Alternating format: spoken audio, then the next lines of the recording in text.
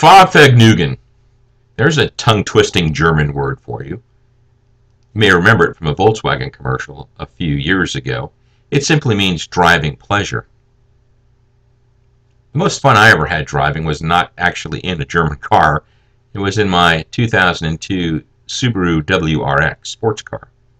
It was sort of my midlife crisis car. Even though I didn't have a midlife crisis, I just liked the car. Some time ago, my son was driving back from a local community college in upstate New York, and it was a snowy winter day.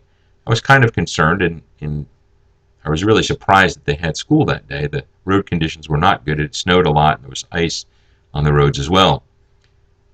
There were speed limits on the road going up to the school, and signs posted everywhere to cause the students to slow down.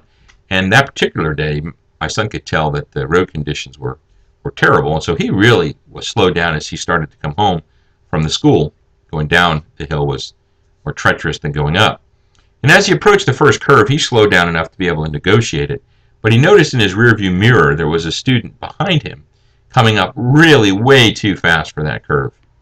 And so he was just watching, knowing what was going to happen, and as you can imagine, as my son navigates that first curve, the person coming up behind him going too fast tried to navigate the curve and just slid right off the embankment and down the hill.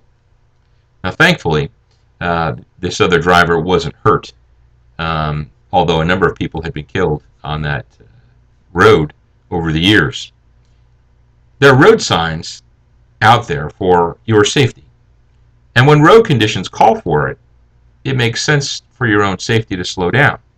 We recognize these things when it comes to driving, but the same is true spiritually. When it comes to spiritual matters, some people drive like there are no road signs or like there aren't even any roads.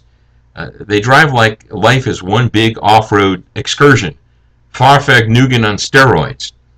Yet the Bible tells us in Hebrews chapter 1 that God is a God who speaks.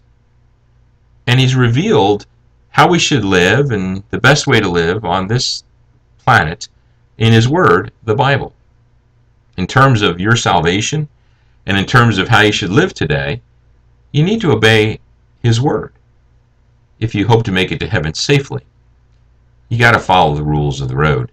It's Fahrvergneugen, but it's Fahrvergneugen within limits. From the heart.